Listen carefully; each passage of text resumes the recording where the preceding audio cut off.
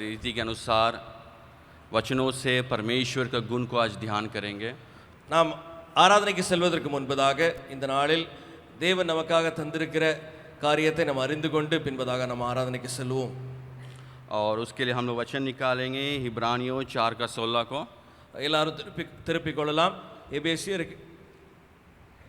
எபிரேயருக்கு எழுதின நிருபம் 4ஆம் அதிகாரம். इब्रानियों 4:16. எபிரேயருக்கு எழுதின நிருபம் 4ஆம் அதிகாரம் 16ஆம் वचனம். इसलिए आओ हम अनुग्रह के सिंहासन के निकट हियाव बांध कर चलें कि हम पर दया हो और वह अनुग्रह पाए जो आवश्यकता के समय हमारी सहायता करें. ஆதலால் நாம் இரக்கத்தை பெறவும் ஏற்ற சமயத்தில் சகாயம் செய்யும் கிருபையை அடையவும் தைரியமாய் கிருபாசன தண்டையில் சேரக்கடவும். वहाँ पे वचन कहती है इसलिए आओ हम उस अनुग्रह के सिंहासन के निकट हियाव बांध कर चले. ஆதலால் இரக்கத்தை பெறவும் சமயத்தில் சகாயம் செய்யும் கிருபை அடையவும் என்கிற காரியத்தை நாம் இந்த வசனத்தில் பார்க்கலாம். कि हम पर दया हो, நம் மீது கிருபை உண்டாவதாக. और वो अनुग्रह पाए, அந்த கிருபை நாம் எப்படி பெற்றுக்கொள்வது? जो वो अनुग्रह पाए जो आवश्यकता के समय हमारी सहायता करे. நம்முடைய தேவையின் நேரங்களில் நமக்கு உதவி செய்கிற அந்த கிருபையை நாம் பெற்றுக்கொள்கிறோம். यहाँ पे हम लोग दो चीज को बहुत ध्यान से देखना है. இந்த இடத்தில் இரண்டு காரியங்களை நாம் கவனமாய் பார்க்க வேண்டும். उसका अनुग्रह और उसकी दया. அவருடைய கிருபையும் அவருடைய தயவும் और उसके सिंहासन से ही मिलती है. அவருடைய சிங்காசனத்திலே நாம் பெற்றுக்கொள்கிறோம். जैसे वचन कहती है मूसा के द्वारा तो व्यवस्था आया, लेकिन यीशु मसीह के द्वारा अनुग्रह और सच्चाई आई. மோசேயின் மூலமாக நியாய பிரமாணமும் இயேசுவின் மூலமாய் நமக்கு உண்மையும் சத்தியமும் நாம் பெற்றிருக்கிறோம். अगर उस अनुग्रह हमारे जीवन और आपके ऊपर हमारे ऊपर नहीं रहता तो आज हम जिंदा ना रहते. நம் மீது இப்படிப்பட்டதான ஒரு கிருபை இல்லாவிட்டால் நாம் இந்த நாளில் உயிரோடு வாழ்வது கடினமாக இருக்கும். हम लोग सब जानते हैं, रोज रोज हम लोग इसके बारे में गाते हैं. इस अनुग्रह परमेश्वर तेरा अनुग्रह तेरी दया के बारे में हम लोग रोज गाते हैं, बहुत सुनते हैं. ஒவ்வொரு நாளும் நாம் தேவனை குறித்தான அந்த கிருபையை நாம் பாடுகிறோம், நாம் கேட்கிறோம், பல காரியங்கள் நாம் செய்கிறோம்.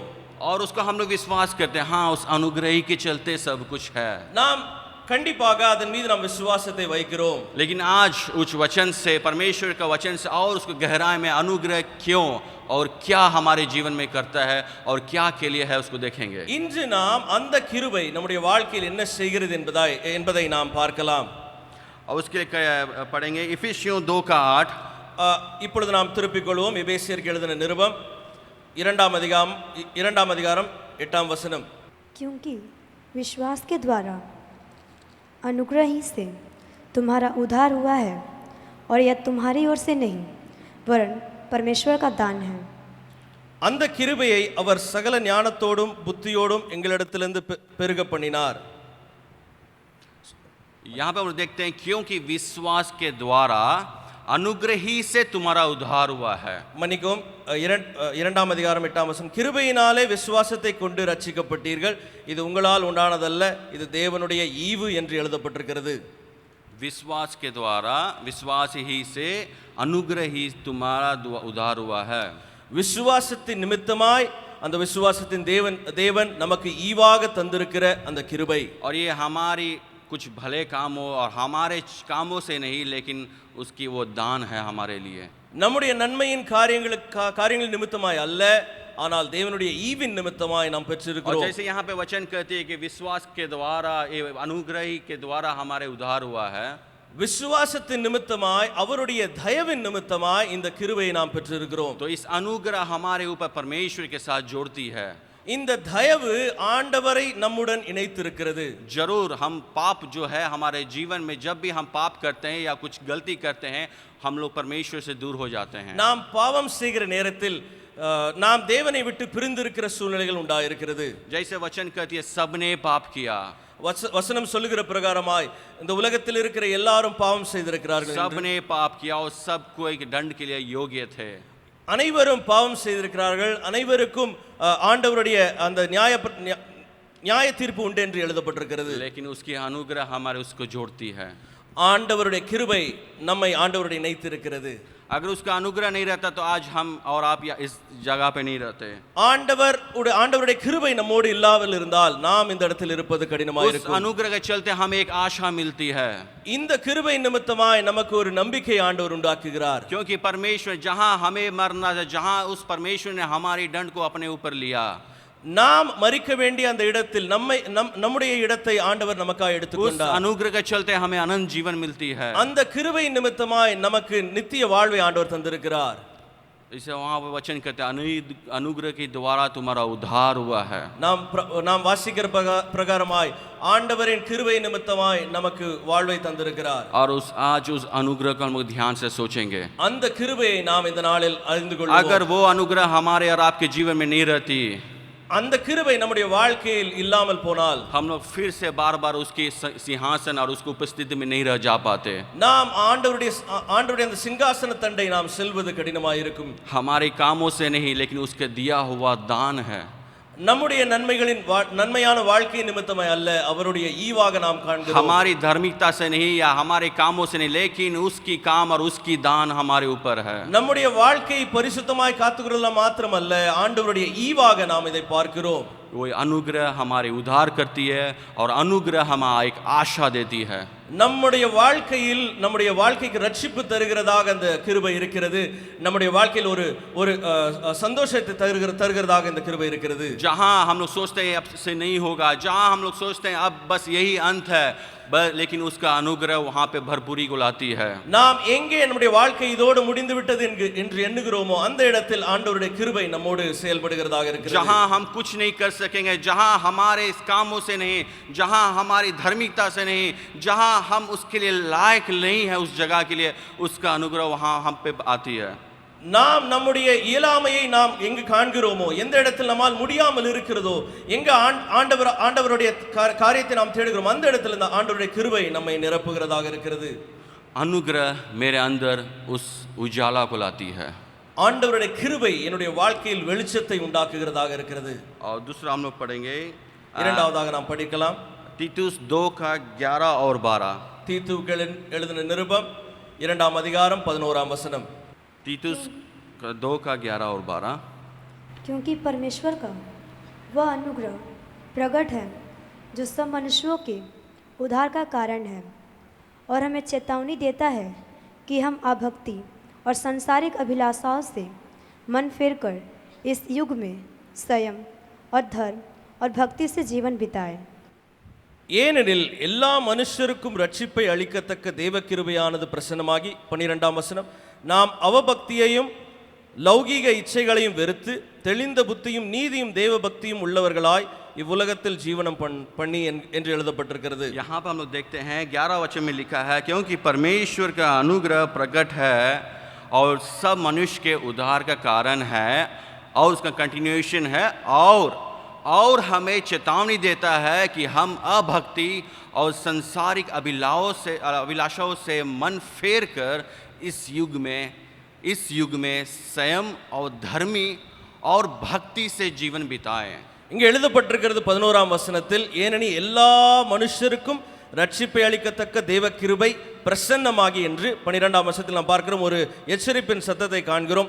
லௌகிக இச்சைகளை வெறுத்து தெளிந்த புத்தியை கொண்டவர்களாய் இவ்வுலகத்தில் ஜீவனம் பண்ண வேண்டும் என்கிற காரியத்தை நாம் காண்கிறோம். उसका अनुग्रह हमें चेतावनी देता है, அவருடைய கிருபை நம்மை கண்டிக்கிறதாக இருக்கிறது. और हमें अभक्ति और सांसारिक अभिलाषाओं से मन फेरने के लिए हमें समय देता है। இந்த உலகத்தின் அவபக்தி லௌகிக இச்சைகளிலிருந்து நமக்கு எச்சரிப்பை தருகிறது. और धार्मिक और भक्ति जीवन बिताने के लिए தேவ பக்தியும் நீதியும் உள்ளவர்களாய் நாம் இந்த உலகத்தில் வாழ்வதற்கான வார்த்தையை நமக்கு தருகிறது. हम लोग सब जानते हैं हम लोग कितना साफ है, நாம் அறிந்திருக்கிறோம் நாம் எவ்வளவு தெளிவாக இருக்கிறோம் என்கிறது. हमारा मन का विचार और हमारे हृदय के सोच कितना साफ है, हम और आप अपने आप को जानते हैं। நாம் நன்றாய் அறிந்திருக்கிறோம் நம்முடைய மனதின் காரியங்கள் எவ்வளவு பரிசுத்தமாய் நாம் வைத்திருக்கிறோம். हो सकता है हम बाहर शुद्ध होंगे या हम लोग बाहर एक अच्छे हो सकते हैं दूसरे लोग के लिए, நாம் வெளிப்புறமாய் நாம் காண்பிக்கலாம் நாம் பரிசுத்தமாய் இருக்கிறோம் என்று, ஆனால் நாம் அறிந்திருக்கிறோம் நாம் எவ்வளவு அற்று இருக்கிறோம் என்று. यहाँ पे जैसे वचन कहती है இங்கே நாம் வசனத்தில் பார்க்கிறோம் कि उस अनुग्रह हमें चेतावनी देता है அந்த கிருபை நமக்கு எச்சரிப்பின் சத்தத்தை தருகிறது. और सांसारिक अभिलाष से दूर रहने के लिए हमें मौका देती है. இந்த உலகத்தின் லௌகிக இச்சைகளை விட்டு நாம் பிரிந்திருக்க நமக்கு எச்சரிப்பின் சத்தத்தை தருகிறது. आज हम सोचे या हम अपने आप को परखे, क्या सांसारिक चीज़ों हमें प्रभाव दे रही है या हम संसार को प्रभाव दे रहे हैं. நாம் இன்று சோதித்து பார்க்கலாம், நம் மூலமாய் இந்த உலகத்தில் நாம் நம்முடைய காரியங்களை வெளிப்படுத்துகிறோமா இல்லை இந்த உலகம் நம்மை ஆட்கொள்கிறதா என்பதை. क्या पाप मेरे ऊपर प्रबल हो रहा है या क्या उसका अनुग्रह या उसका धार्मिकता हमारा ऊपर प्रबल हो रहा है. என்னுடைய பாவம் இந்த உலகத்தில் வெளிவருகிறதா இல்ல ஆண்டவருடைய கிருபை என் வாழ்க்கையில் வெளிவருகிறதா. आज हमारा प्रायोरिटी, हमारा पहला स्थान, हमारी प्रायोरिटी आज कहाँ है. நம்முடைய வாழ்க்கையின் முக்கியத்துவம் எங்கு என்பதை நாம் அறிந்து கொள்வோம். हमारा फोकस आज कहाँ है, हमारा निशाना उस क्रूस में है या किसी और जगह पर है. நம்முடைய தரிசனம் அந்த சிலுவை நோக்கி இருக்கிறதா இல்ல இந்த உலகத்தை நோக்கி இருக்கிறதா என்பதை பார்க்கலாம். जैसे हमने कहा, हमें अनुग्रह आपको और हमको मौका देता है. இந்த ஆண்டவருடைய கிருபை உங்களுக்கும் எனக்கும் ஒரு வாய்ப்பை தருகிறது. हम लोग जरूर बार बार गिर जाते हैं. நாம் கண்டிப்பாக மறுபடியுமாக நாம் விழுந்து கொண்டே இருக்கிறோம். हमारा कमजोरी है, நம்முடைய சரீரத்தில் நாம் பலவீனமற்றவர்களாக हम இருக்கிறோம். पाप से ही उत्पन्न हुए हैं நாம் பாவத்தின் நிமித்தமாய் பிறந்திருக்கிறோம். और हमें इस पाप के लिए मरना जरूरी है. நாம் இந்த பாவத்திற்காய் மரிப்பது மிக கட்டாயமாக இருக்கிறது. आज हम अपने आप को परखे, क्या हमारे ऊपर वो अंदर वो पाप बार बार उठ रही है या हम पाप के लिए हमेशा के लिए मर चुके हैं नहीं. நாம் மீண்டுமாய் நம்மை ஆலோசித்து பார்ப்போம், இந்த பாவத்திற்கு நாம் மரித்திருக்கிறோமா இல்லை இன்னும் அந்த பாவத்தோடு வாழ்கிறோமா என்பதை. अगर परमेश्वर हम पे अनुग्रह कर रहा है तो उसकी दया है, उसका दान है. ஆண்டவர் நம்மீது கிருபையை தந்திருக்கிறார் என்றால் அது ஆண்டவருடைய ஈவாக இருக்கிறது. हम लोग कितना बार उस वचन को और परमेश्वर की चीजों को जानते हैं. நாம் ஆண்டவருடைய வசனத்தை, ஆண்டவருடைய காரியங்களை நாம் எத்தனை முறை கேட்டு இருக்கிறோம். जैसे पौलुस कहता है वहाँ पे, हम करना तो अच्छा चाहते हैं लेकिन हमसे नहीं हो पाता है. பவுல் எழுதியிருக்கிறார், என்னால் முடிந்திருக்கிறது ஆனால் என்னால் செய்ய முடியவில்லை என்று. आज हमारा या आपका स्थिति भी क्या वैसा है. உங்களுடைய என்னுடைய சூழ்நிலைகள் என்ன என்று हम जरूर धर्मी होना चाहते हैं, நாம் நீதிமானாய் வாழ விரும்புகிறோம். लेकिन बार बार इस सांसारिक चीजों और इस पाप की चीज हमें खींच के गिरा देती है. ஆனால் இந்த உலகத்தின் காரியமும் நம்முடைய பாவ காரியங்களும் நம்மை இந்த உலகத்திற்கு நேராக இழுத்து வருகிறது. और वचन कहती है अनुग्रह हमें चेतावनी देती है. ஆண்டவருடைய கிருபை நம்மை எச்சரிக்கிறதாக இருக்கிறது. चेतावनी को हम लोग सीरियसली लेके आगे बढ़ना होगा. இந்த எச்சரிப்பின் சத்தத்தை நம் மனதில் ஏற்றுக்கொள்வது ரொம்ப முக்கியமாக. जैसे हम कहते रह रहे हैं कि उसका अनुग्रह के चलते हम और आप आज इस दिन हैं. தேவனுடைய கிருபையின் நிமித்தமாய் நீங்களும் நானும் இந்த இடத்துல அமர்ந்திருக்கிறோம். अगर परमेश्वर इस घड़ी इस क्षण में आएगा, क्या आप तैयार हैं. ஆண்டவர் ஒருவேளை இந்த நிமிடத்தில் இந்த நொடியில் ஆண்டவர் வந்தால் என்றால் நம்முடைய வாழ்க்கை என்னவாக இருக்கும். उस न्याय का सिंहासन के सामने आप खड़े होने के लिए क्या आप तैयार हैं. அந்த நியாயாதிபதியின் முன்பதாக நாம் நிற்பதற்கு நாம் தயாராக இருக்கிறோமா. अगर परमेश्वर देरी कर रहा तो वो उसके दया है. ஆண்டவருடைய நேரம் தாமதமாக இருக்கும் என்றால் அதுவும் தேவனுடைய கிருபை. अगर वो आने के लिए विलंब कर रहा है तो उसकी दया है, उसके अनुग्रह है हमारे लिए. ஆண்டவரின் வருகை தாமதிப்பதென்றால் அது ஆண்டவருடைய கிருபை மாத்திரமே. जैसे वचन कहती है, अनुग्रह हमें चेतावनी देती है और सांसारिक चीजों से दूर रहने के लिए हमें सिखाती है. ஆண்டவருடைய கிருபை நமக்கு எச்சரிப்பின் சத்தத்தை தருகிறது, இந்த உலகத்தின் காரியங்களை இச்சைகளை விட்டு விலகுவதற்காக. और उस अनुग्रह को हम लोग ऐसे ही ना ले, हल्का ना ले. இந்த கிருபையை நாம் லேசாக எண்ணிவிட வேண்டாம். और जैसे परमेश्वर जब यीशु मसीह प्रार्थना करते हैं तो परमेश्वर यह प्रार्थना करते हैं कि जैसे मैं संसार में नहीं वे भी संसार के नहीं. இயேசு கிறிஸ்து இப்படியாக ஜெபம் பண்ணினார், நான் இந்த உலகத்தில் உள்ளவன் அல்ல, அதே போல நீங்களும் இந்த உலகத்தில் உள்ளவர்கள் அல்ல என்று கூறுகிறார். हमारे हर घड़ी हमें ये चीज हमारी मन में, हम इस संसार के नहीं, इस संसार में तो हैं लेकिन संसार के नहीं हैं. ஒவ்வொரு நொடிகளிலும் நாம் இந்த காரியத்தை நாம் எண்ணுவது அவசியம். நாம் இந்த உலகத்திற்குரியவர்கள் அல்ல என்பதை நாம் எண்ணுவது यीशु அவசியம். मसीह जब प्रार्थना अपने परमेश्वर जब पिता से यही कर रहा था, परमेश्वर मैं तो आ रहा हूँ तेरे पास, मैं तो इस दुनिया को छोड़ के आ रहा हूँ, मैं तो तेरे पास आ रहा हूँ, ये रहेंगे, ये चेले लोग, ये लोग रहेंगे, इनके लिए जब परमेश्वर हमारे लिए परमेश्वर जब प्रार्थना किया, यही कहा कि परमेश्वर कि तू इनके साथ रह, तू इनको रक्षा कर. பிதாவை நோக்கி இயேசு கிறிஸ்து இப்படியாக ஜெபம் பண்ணினார், நான் உம்மோடு வருகிறேன், ஆனால் என்னுடைய சீஷர்களும் இந்த ஜனங்களும் இந்த இடத்தில் இருக்க போகிறார்கள், இவர்கள் மீது உம்முடைய கிருபையை நீ தர வேண்டும் என்று ஜெபிக்கிறார். और इस घड़ी अभी भी और हमेशा के लिए परमेश्वर आज अभी भी मध्यम स्थान का काम कर रहे हैं. ஆண்டவர் இன்றும் அதே விதமான ஒரு காரியத்தை அவர் செய்கிறவராக இருக்கிறார். वो हमारे लिए और आपके लिए अभी भी पिता से परमेश्वर प्रार्थना कर रहे हैं. உங்களுக்காகவும் எனக்காகவும் இன்றும் ஆண்டவர் இயேசு கிறிஸ்துவானவர் நமக்காக விண்ணப்பம் பண்ணுகிறவராக और இருக்கிறார். उस परमेश्वर हम मध्यम स्थान है वो. அவர் நம்முடைய மத்தியஸ்தராக இருக்கிறார் என்பதை நாம் அறிந்து கொள்வோம். अगर यीशु मसीह वो काम नहीं करते, उसका अनुग्रह और हमारे लिए और आपके लिए नहीं रहता. இயேசு கிறிஸ்துவானவர் இதை செய்யாவிட்டால் நானும் நீங்களும் இந்த இடத்தில் இருப்பது கடினமாக இருக்கும். और ये रोज का रोज की बातें हैं. இது தினதோறும் ஆண்டவர் செய்கிற காரியமாக और இருக்கிறது. इस अनुग्रह को हल्का ना ले. இந்த கிருபையை நாம் லேசாக எண்ணிவிட வேண்டாம். अनुग्रह ने संसार से तो अलग किया, இந்த கிருபை நம்மை உலகத்தை விட்டு பிரித்து இருக்கிறது, और परमेश्वर के लिए चुना, ஆண்டவருக்காய் நம்மை தெரிந்து கொண்டிருக்கிறது. और दूसरा हम लोग पढ़ेंगे इफिसियों 3:2. நாம் இப்போ வாசிக்கலாம் எபேசியருக்கு எழுதின நிருபம் 3ஆம் அதிகாரம் 2ஆம் வசனம். यदि तुमने परमेश्वर के उस अनुग्रह के प्रबंध का समाचार सुना हो जो तुम्हारे लिए मुझे दिया गया, உங்களுக்காக எனக்கு அளிக்கப்பட்டிருக்கிற தெய்வ கிருபைக்குரிய நியமமும் இன்னதென்று கேட்டிருப்பீர்களே. यहाँ पे लिखा है यदि तुमने परमेश्वर का उस अनुग्रह के प्रबंध का समाचार सुना हो जो तुम्हारे लिए मुझे दिया गया है. இங்கு எழுதப்பட்டிருக்கிறது, உங்களுக்காக எனக்கு அளிக்கப்பட்டிருக்கிற தேவ கிருபைக்குரிய நியமமும் இன்னதென்று கேட்டிருப்பீர்களே என்று. वहां पे देखते हैं जो तुम्हारे लिए मुझे दिया, क्या दिया गया? अनुग्रह दिया गया. உங்களுக்காக அளிக்கப்பட்டிருக்கிறது என்று எழுதப்பட்டிருக்கிறது. அது என்ன தேவ கிருபை? किसके लिए? दूसरों के लिए. யாருக்காக? பிறருக்காக. यहाँ पे देखते हैं पौलुस कहता है कि उस अनुग्रह जो तुम्हारे लिए मुझे दिया गया है. இங்கே எழுதப்பட்டிருக்கிறது, பவுல் எழுதுகிறார், அந்த கிருபை உங்களுக்காகவும் எனக்காகவும் தரப்பட்டிருக்கிறது, அளிக்கப்பட்டிருக்கிறது என்று. हम लोग परमेश्वर से रोज उस अनुग्रह और दया की मांग करते हैं. நாம் தினந்தோறும் தேவனிடத்தில் இந்த கிருபை நாம் வேண்டிக் கொள்ளுகிறோம். क्या उस अनुग्रह को हम दूसरों को बांटते हैं? क्या இந்த கிருபை நாம் பிறரோடு பகிர்கிறோமா? क्या जैसे परमेश्वर हमसे व्यवहार करता है उस अनुग्रह से, क्या हम दूसरों के साथ करते हैं? क्या ஆண்டவர் நம்மோடு கிருபை பாராட்டுகிறதை நாம் பிறரோடு பகிர்கிறோமா? अगर बिना अनुग्रह परमेश्वर हमें अगर न्याय करेगा कि हम लोग तो जरूर जीवित नहीं रहेंगे. இந்த கிருபையை அல்லாமல் நம்முடைய வாழ்க்கையை நியாயம் தீர்த்தாரானால் நம்முடைய வாழ்க்கை இந்த இடத்தில் இருப்பது கடினம். यहाँ पे पौलुस कहता है जो उस अनुग्रह जो परमेश्वर ने दिया आपके लिए है करके. இந்த கிருபை, ஆண்டவருடைய கிருபை நமக்காக கொடுக்கப்பட்டிருக்கிறது, அளிக்கப்பட்டிருக்கிறது. वो दूसरों के लिए, அது பிறருக்காகவும் அளிக்கப்பட்டிருக்கிறது.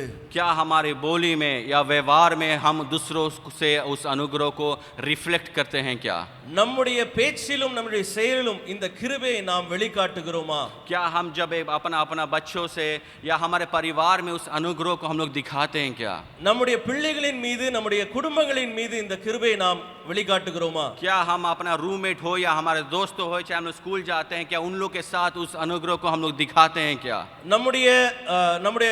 நம்மோடு வசிக்கிறவர்களோடு, நம்முடைய நண்பர்களோடு நாம் இந்த கிருபையை வெளிக்காட்டுகிறோமா? क्या अगर हम लोग एक ऑफिस में काम करते हैं, एक जगह पे काम करते हैं, एक दूसरे से क्या हम उस अनुग्रह को दिखाते हैं? क्या நாம் வேலை செய்கிற இடங்களில் நம்மோடு வேலை செய்கிறவர்களோடு இந்த கிருபையை நாம் வெளிக்காட்டுகிறோமா? यहाँ पर पौलुस साफ कहते जो उस अनुग्रह मुझे दिया गया है दूसरों के लिए. பவுல் இங்கு தெளிவாய் எழுதியிருக்கிறார், எனக்காக கொடுக்கப்பட்டிருக்கிற அந்த கிருபை எல்லாருக்காகவும் அளிக்கப்பட்டிருக்கிறது என்று. और हमें भी उस अनुग्रह दूसरों को दिखाना है और बांटना है. நாமும் அந்த கிருபையை நம்மோடு மாத்திரமல்ல பிறருக்கும் வெளிக்காட்டுகிறவர்களாய் இருப்பது அவசியம். आप कोई भी रहे, நீங்கள் யாராக வேண்டுமானாலும் இருக்கலாம். सबके ऊपर परमेश्वर अनुग्रह दिया है ஆனால் தேவனுடைய கிருபை அனைவரின் மீதும் ஆண்டவர் கொடுத்திருக்கிறார். और उस अनुग्रह को हमें दूसरों से बांटना है. அந்த தேவ கிருபை நாம் பிறரோடும் பகிர்வது ரொம்ப மிகவும் அவசியம். जैसे हमने कहा हमारे परिवार में हमारे बच्चों के साथ, पत्नी के साथ या पति के साथ, और जहाँ जो स्थल में हम लोग काम करते हैं उस एक दूसरे के साथ, और जहाँ पे रहते हैं दोस्तों का, जिनके साथ हमारी चारों तरफ से उस अनुग्रह को हम लोग प्रयास करते हैं क्या. நம்முடைய பிள்ளைகளோடு, நம்முடைய குடும்பங்களோடு, நம்ம கணவர் மனைவியோடு, நம்மோடு வேலை பார்க்கிற, நம்மோடு வசிக்கிறவர்களோடு நாம் இந்த கிருபையை நாம் வெளிக்காட்டுவது அவசியமாக இருக்கிறது. जांच के देख रहे हम अपने हृदय और मन को जांच के देखें. நம்முடைய மனதை நாம் சோதித்து பார்க்கலாம். वो कितना दयालु रहा हम पे, அவர் எவ்வளவு கிருபை பெறுகிறவராக, वो कितना अनुग्रहकारी रहा, அவர் எத்தனை கிருபை பெறுகிறார் நம்மோடு இருக்கிறார். हमें भी उसी तरह दूसरों को अनुग्रहकारी रहना है. அப்படிப்பட்ட கிருபை உள்ளவர்களாய் நாமும் வாழ்வது, हमें भी पौलुस के समान करना है. मैं जो अनुग्रह परमेश्वर ने मुझे तेरे लिए दिया. இங்கு பவுல் கூறுகிற பிரகாரமாய் நாமும் கூறுவது அவசியம். எனக்காக கொடுக்கப்பட்டிருக்கிற இந்த கிருபை பிறருக்காகவும் இருக்கிறது என்று. जो यहाँ पर हम लोग देखते हैं परमेश्वर अगर हमें अनुग्रह देता है, हमें उसे दूसरों से बांटना है.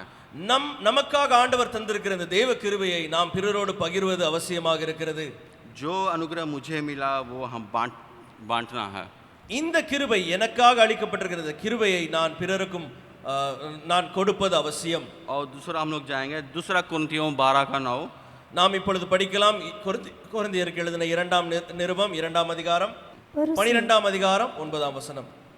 पर उसने मुझसे कहा, मेरा अनुग्रह तेरे लिए बहुत है, क्योंकि मेरी सामत निर्बलता में सिद्ध होती है. इसलिए मैं बड़े आनंद से अपनी निर्बलताओं पर घमंड करूँगा कि मसीह की सामत मुझ पर छाया करती रहे. அதற்கு அவர், என் கிருபை உனக்கு போதும், பலவீனத்திலே என் பலன் பூரணமாய் விளங்கும் என்றார். ஆகையால் கிறிஸ்துவின் வல்லமை என்மேல் தங்கும்படி என் பலவீனங்களை குறித்து நான் மிகவும் சந்தோஷமாய் மேன்மை பாராட்டுவேன். यहाँ पे इस पद को हम लोग अच्छी तरह जानते हैं और बहुत बार हम लोग गाते भी हैं इसको. இந்த வசனத்தை நாம் ஆழமாய் அறிந்திருக்கிறோம். பல முறை நாம் இதை பாடலாகவும் பாடியிருக்கிறோம். यहाँ पे पौलुस कहता है, पौलुस को हम लोग अच्छी तरह जानते हैं कि पौलुस के पास एक समस्या था. நாம் நன்றாய் அறிந்திருக்கிறோம் பவுலுடைய வாழ்க்கையில் ஒரு கடினமான காரியத்தை கொண்டிருந்தார் என்று. वहाँ पे उस समस्या को एक कांटा से तुलना करता है. இங்கு பவுல் அந்த கடினமான காரியத்தை ஒரு ஒரு ஒரு ஆணியை போல அவர் பார்க்கிறார். अगर सोचिए, अगर आपका पाँव में जहाँ आप चलते हैं आपका पाँव के नीचे एकदम अगर एक कांटा लगा हुआ है, யோசித்துக் கொள்ளுங்கள், நீங்கள் நடந்து செல்லும் பொழுது உங்களுக்கு பாதத்துக்கு கீழே ஒரு ஆணி குத்திருச்சுன்னு. कांटा अंदर है, निकाला नहीं गया है. அந்த ஆணி உங்க கால்ல இருந்து இப்ப வெளியே வரல. और आप जब भी जाते हैं, जब भी चलते हैं, जब भी उठते हैं, बैठते हैं और जब भी लेटते हैं, उस दर्द को आप लोग बहुत महसूस कर सकते हैं. நீங்க எங்க சென்றீர்களானாலும் சரி, அமர்ந்தீர்களானாலும் சரி, அந்த ஆணியானது உங்க கால்களில் வலியை உண்டாக்கும். वो यहाँ पे एक डिस्कम्फर्ट हमेशा, एक दर्द हमेशा रहेगा. ஒவ்வொரு நேரமும் இந்த கடினமான காரியம் அது நம்முடைய வாழ்க்கையில் ஒட்டிக்கொண்டே இருக்கும். और पौलुस यहाँ पे उस तरह परमेश्वर से प्रार्थना करता है कि आप इस कांटा से हमसे निकाल दीजिए. பவுலானவர் இங்கே ஆண்டவரிடம் விண்ணப்பம் பண்ணுகிறார், இந்த கடினத்தை என்னுடைய வாழ்க்கையில் எடுத்து போடும் என்று. जो कांटा के समान जो समस्या है, जो भी है, जो चीज हम गूंज रहे हैं उसको निकाल दीजिए. என்னுடைய வாழ்க்கையில் இருக்கிற இந்த துன்பத்தை, இந்த கடினமான காரியத்தை என்னிடத்திலிருந்து எடுத்து போடும் என்று விண்ணப்பம் பண்ணுகிறார். लेकिन प्रभु का यही वाणी है, परमेश्वर का यही वाणी कि मेरा अनुग्रह काफी है. ஆண்டவருடைய சத்தம் இதுதான், என் கிருபை உனக்கு போதும். आज हम और आप, आज जो भी समस्या क्या है आपका हमको नहीं मालूम. உங்களுடைய வாழ்க்கையும் என்னுடைய வாழ்க்கையிலும் என்ன காரியம் நடந்து கொண்டிருக்கிறது, என்ன கடினம் இருக்கிறது என்று நான் அறிவதில்லை. हो सकता है पारिवारिक समस्या होगा, உங்களுடைய வாழ்க்கையில் குடும்பத்தில் பிரச்சனை இருக்கலாம். हो सकता है कुछ पैसा का प्रॉब्लम होगा, உங்களுடைய பண தேவைகள் இருக்கலாம். हो सकता है बच्चे अच्छे से नहीं पढ़ रहे, कुछ भी होगा. உங்களுடைய பிள்ளைகள் சரியாக படிக்காமல் இருக்கலாம். हो सकता है आपका पति या आपका पत्नी ठीक से आपको नहीं समझ रहे हैं. உங்களுடைய மனைவியோ கணவரோ உங்களை சரியாக புரிந்து கொள்ளாமல் இருக்கலாம். हो सकता है आपका सेहत या आपका हेल्थ एकदम डाउन होगा, आपका सेहत, आपका हेल्थ एकदम गिरा हुआ होगा, உங்களுடைய சரீரத்தின் நிலைமை கடினமாக இருக்கலாம். हो सकता है आप कुछ सिकनेस या कुछ बीमारी के साथ झेल रहे होंगे, வியாதியோடு ஒருவேளை உங்களுடைய வாழ்க்கையில் நீங்கள் வாழ்ந்து और या கொண்டிருக்கலாம். कुछ एक प्रॉब्लम के साथ आप बार बार परमेश्वर से प्रार्थना कर रहे होंगे, परमेश्वर आप इसको निकाल दीजिए, इस समस्या का हल कर दीजिए, परमेश्वर आप मुझे इस समस्या से छुटकारा दे दीजिए. ஏதோ ஒரு பிரச்சனை நிமித்தமாய் நீங்கள் தினந்தோறும் ஜெபித்துக் கொண்டே இருக்கலாம். ஆண்டவரே இந்த இந்த இந்த இந்த பிரச்சனை என்னுடைய வாழ்க்கையில் இருந்து எடுத்து போட வேண்டும் என்று. लेकिन परमेश्वर का यही आज वाणी है कि मेरा अनुग्रह तेरे लिए बहुत है. ஆண்டவருடைய சத்தம் இதுதான், என்னுடைய கிருபை உனக்கு போதும். काफी नहीं, बहुत है. இது மட்டுமல்ல, இது மாத்திரம் போதும் என்று ஆண்டவர் मेरा கூறுகிறார். अनुग्रह, वहां पे हम लोग देखते हैं स्क्रीन में लिखा हुआ है, मेरा अनुग्रह तेरे लिए बहुत है. என்னுடைய கிருபை உனக்கு மிகவும் போதும் என்று चाहे हम பார்க்கிறோம். लोग कुछ भी झेल रहे हो, कुछ भी परेशानी होगा, क्या कुछ भी दर्द होगा या दिक्कत होगा, உங்களுடைய வாழ்க்கையில் எப்படிப்பட்ட காரியம் இருந்தாலும் சரி, கடினம் இருந்தாலும் சரி, வலி இருந்தாலும் சரி, या कुछ भी निर्बल में होंगे, எப்படிப்பட்ட பலவீனத்தில் நீங்கள் இருந்தாலும் சரி, या कुछ बीमारी भी होगा, வியாதியோடு இருந்தாலும் சரி, या हो सकता है आप सोच रहे हैं आप हम इस चीज को बाहर नहीं बता पा रहे हैं, நீங்கள் யோசிக்கலாம், இந்த காரியத்தை நான் வெளியே சொல்வது கடினமாக இருக்கிறது. आज परमेश्वर के यही वाणी है कि उसका अनुग्रह बहुत है. இன்று ஆண்டவருடைய சத்தம் இதுவே, என் கிருபை உனக்கு போதும். मेरा अनुग्रह तेरे लिए बहुत है. என் கிருபை உனக்கு போதும். और बाइबल में से हम लोग बर्तिमेउस जो अंधा है उसको हम लोग अच्छी तरह जानते हैं. நாம் வேதத்தில் பர்த்தேமியுவை குறித்ததான அந்த கண் தெரியாத பார்வையற்ற அந்த பர்த்தேமியு குறித்ததான காரியத்தை நாம் காண்கிறோம். वहाँ पे जब उसने सुना कि यीशु मसीह इस नहर से पार हो रहे हैं, அவன் ஆண்டவர் இந்த வழியாய் செல்கிறார் என்பதை அறிந்து கொண்ட பொழுது बहुत सी बड़ी भीड़ उसके पीछे हो रही है, यीशु मसीह के पीछे மிகப்பெரிய கூட்டம் இயேசு கிறிஸ்துவின் பின்பதாக बहुत சென்றது. बड़ी भीड़. மிகப்பெரிய கூட்டம். और वहाँ पे बर्तिमेउस चिल्लाता है, हे दाऊद के संतान, हे दाऊद के संतान. பர்த்தேமியு உரக்க சத்தமாய் கூப்பிட்டார், தாவீதின் குமாரனே, தாவீதின் குமாரனே. और लोग वहाँ पे उसको चुप रहने के लिए दबाव देते हैं, அங்கிருந்த ஜனங்கள் அவனை அமைதியா இருக்கிறதுக்கு சொன்னாங்க. लेकिन फिर और चिल्लाता है, हे बर्तिमेउस के, हे दाऊद के संतान. ஆனால் இந்த பர்த்தேமியு தேவனை நோக்கி கூப்பிட்டான், ஏ தாவீதின் குமாரனே, தாவீதின் குமாரனே என்று. मुझ पे दया कर. என் மீது கிருபையாயிரும். और तुरंत यीशु मसीह उसको बुलाते हैं, ஆண்டவர் அவனை அழைத்தார். और जैसे उसने परमेश्वर की आवाज को सुनता है, அவன் தேவனுடைய சத்தத்தை அவன் கேட்ட பொழுது वो अपने आप को जो अंधा लोग या जो भिखारी लोग जो भी कपड़ा पहनते थे और डंडा जो रखते थे या जो भीख मांगने के लिए जो सामान रखते थे, वो सबको फेंक के यीशु की ओर दौड़ता है. கண் தெரியாதவர்களுடைய கரத்தில் வைத்திருக்கிற ஒரு கம்பாக இருக்கட்டும், அவருடைய கண்களில் கட்டப்பட்ட காரியமாக இருக்கட்டும், அவருடைய சத்தத்தை கேட்ட பொழுது எல்லாவற்றையும் அவன் எடுத்து தூக்கி போட்டான். क्योंकि उसको विश्वास था, जिसने हमें बुलाया है அவனுக்கு விசுவாசம் இருந்தது, என்னை அழைத்த அந்த தேவன் हम पे दया करेगा. என் மீது கிருபையா இருப்பார். और जैसे परमेश्वर ने उससे बात किया और परमेश्वर ने उसको चंगा किया, ஆண்டவர் எப்படியாக அவனோடு பேசினாரோ அவனை சுகமும் அளித்தார். और आज भी परमेश्वर हमारे साथ वैसे करना चाहता है. அதே ஆண்டவர் நம்மோடும் நம்முடைய வாழ்க்கையிலும் இப்படிப்பட்ட காரியத்தை बस उस செய்திருக்கிறார். क्रूज की ओर हम लोग जाएं. அந்த சிலுவை நோக்கி நாம் போவது जो भी அவசியம். चारों तरफ हमारी जो भी कुछ हो रहा है या कुछ भी लोग बोल रहे हैं उसको छोड़ के நம்மை சுற்றிலும் மனிதர்கள் கூறுகிற காரியங்களை நாம் எண்ண வேண்டாம். चाहे कुछ भी हो जाए, चाहे पहाड़ हिले या कुछ भी हो जाए, நம்முடைய வாழ்க்கையில் மலைகள் அகன்று போனாலும் விலகி போனாலும் நடுநடுங்கினாலும் நாம் யோசிப்பது அவசியமில்லை. उसका अनुग्रह काफी है. அவருடைய கிருபை நமக்கு போதும். बस उसकी अनुग्रह. அவருடைய கிருபை மாத்திரம் நமக்கு போதும். और जैसे हम लोग शुरू से देखें, आज இன்று நாம் துவக்கத்தில் நாம் பார்த்த பிரகாரமாய் उसका अनुग्रह ने मुझे एक आशा दिया. ஆண்டவருடைய கிருபை என்னுடைய வாழ்க்கையில் நம்பிக்கை தருகிறது. उसका अनुग्रह ने मुझे जीवन दिया. அவருடைய கிருபை எனக்கு வாழ்க்கையை தருகிறது. उसका अनुग्रह ने मेरे अंधकार को उजाला में लाया. அவருடைய கிருபை என்னுடைய வாழ்க்கையின் இருளை போக்குகிறது.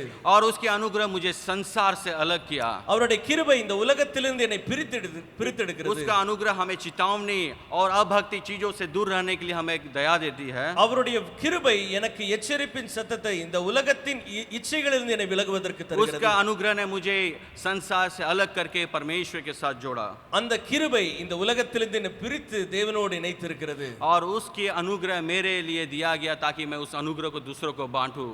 அந்த கிருபை எனக்காக அளிக்கப்பட்டிருக்கிறது, அதை நான் பிறருக்கும் அளிப்பது அவசியம். और जो कुछ भी हमारे जीवन में हो जाए, चाहे कुछ भी हो जाए, हमें एक चीज के निश्चयता रहनी चाहिए, उसका अनुग्रह काफी है. என்னுடைய வாழ்க்கையில் எப்படிப்பட்ட காரியங்கள் இருந்தாலும் சரி, நாம் யோசிப்பது ஒன்றே ஒன்றாக இருக்க வேண்டும், அவர் கிருபை எனக்கு போதும். और इसलिए वहां पे वचन कहती है, इब्रानियों 4:16 है, सब कोई पढ़ेंगे स्क्रीन में.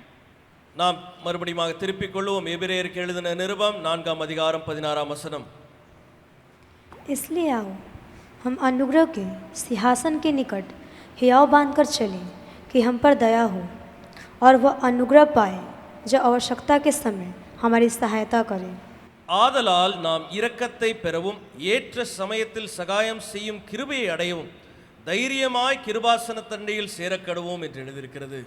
अब हम लोग आंख बंद करके घुटने में आ जाएं और நாம் கண்களை மூடி தேவனை நோக்கி பார்க்கலாம்.